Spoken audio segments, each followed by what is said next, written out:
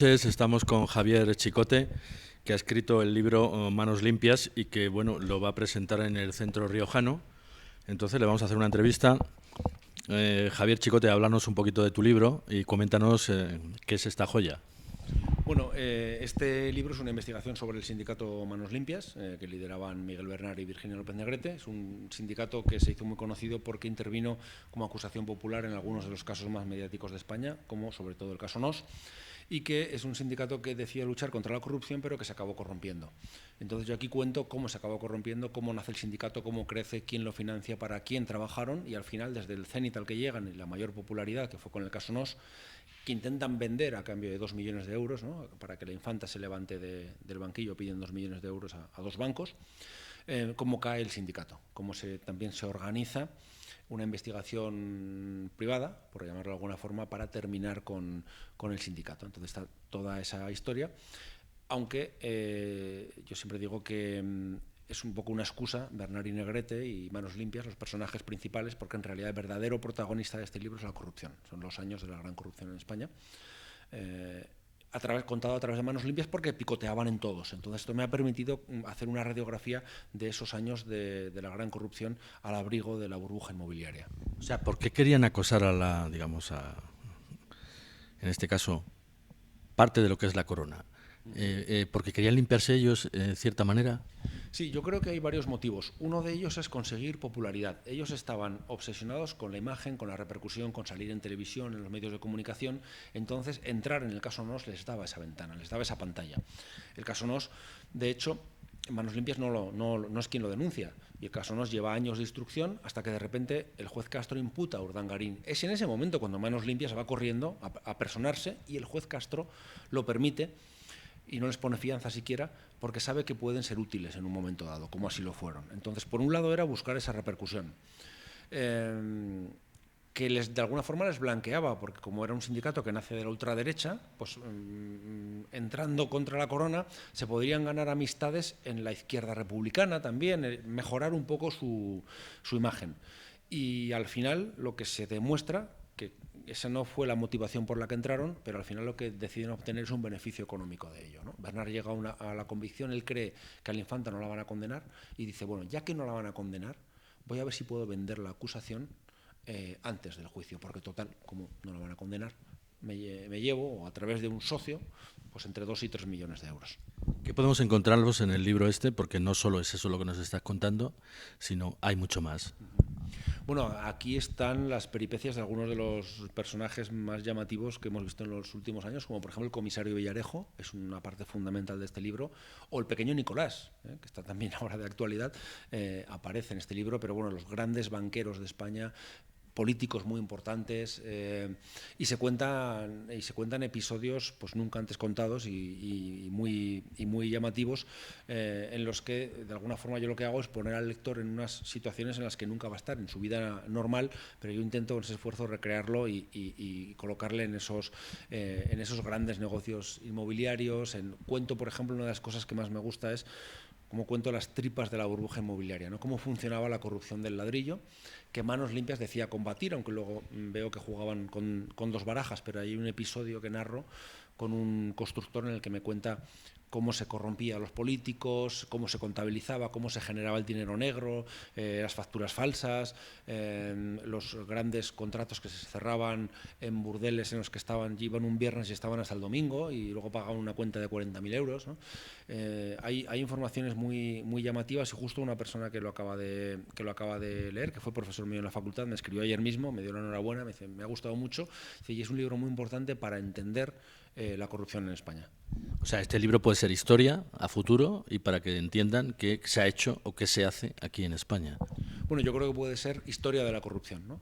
Yo como periodista me he especializado en los casos de corrupción política y económica, ahora también estoy en el campo de la corrupción intelectual y la corrupción universitaria, pero mi área es la corrupción política y económica, y esto es una historia de la corrupción de unos cuantos años de España. Lo que pasa es que no se titula así, pero se parece mucho a un manual de historia de la corrupción.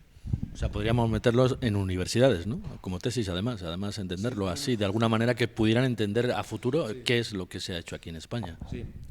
Además de contar lo que se ha hecho, yo creo que el valor que tiene este libro es que se narran los mecanismos de la corrupción.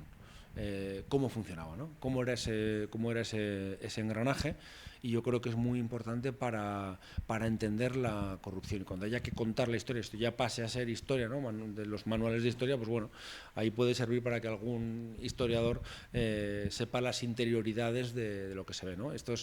Yo muchas veces pongo el ejemplo del iceberg, ¿no? Un iceberg, tú ves la parte superior, pero eso flota porque debajo hay un montón de hielo, ¿no? Si no hubiera debajo una masa de hielo que es muchísimo más grande que la punta que sobresale, no se vería eso, ¿no? Pues esto es exactamente lo mismo. Nosotros vemos algunas cosas, pero hay toda una gran historia que está escondida, que es la que hace que se manifieste lo que vemos, ¿no? Yo lo que he hecho es irme a esa historia que está escondida, a lo que está debajo de la mesa. La realidad es que, precisamente, si los, digamos, estudiantes leyesen este tipo de libros, entenderíamos mejor la política e incluso España sería diferente. O sea, hablaríamos de otras cosas, ¿no? Sí, la verdad es que la atención de la gente pues no siempre está donde yo creo que debería estar, ¿no? Entonces, los libros, no ya este libro, sino los libros en general, yo creo que pues, cada vez se está leyendo menos, además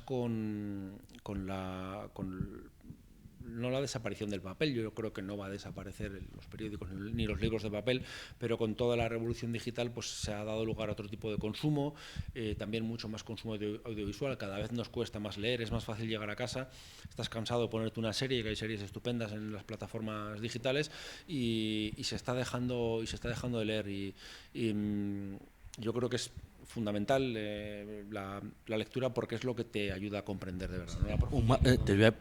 Perdona que te corte, es mal para un país que no haya educación, es decir, en este caso cultura, ¿no? Sí. Si no hay cultura, vamos muy mal. Sí. No, las ventas de libros es un dato objetivo, las ventas de libros están cayendo, y las de periódicos sí que todos. El problema que tenemos y que no se está viendo en la revolución digital es que todo el mundo cree estar muy informado, porque tú tienes acceso a millones de datos. Con el teléfono móvil tú puedes verlo todo, ¿no? Pero en esa cascada de información es muy fácil estar desinformado, porque tú no sabes la que te falta. Tú no echas en falta nada porque crees que tienes mucho, pero te están hurtando la información principal y no te estás dando cuenta, ¿no? Y eso es muy peligroso, porque al final la información es libertad, ¿no? Los periodistas lo que hacemos es darle libertad a la gente, porque cuando tú vas con una papeleta a votar, si te falta información, eres menos libre. Entonces nosotros como periodistas tenemos que darte información para que tú seas más libre y luego tomes tus propias decisiones. Yo no te voy a decir nunca a quién tienes que votar o a quién no, pero yo te voy a dar información para que luego actúes y tomes tus propias decisiones, ¿no? Entonces ahora es un consumo mucho más rápido, la gente entra, yo lo sé por el periódico, pero la media pueden ser 10, 15, 20 segundos en una noticia. La gente pincha, titular, lo poquito y a otra cosa, ¿no? Un libro es todo lo contrario, un libro es una lectura reposada que te hace pensar y que te hace reflexionar, ¿no? Entonces eso no podemos permitir que se deje. Y volviendo al libro, porque aquí digamos hay mucha corrupción en mucho tipo y además político, ¿esto entraríamos también con Cataluña? ¿Hay parte de ello?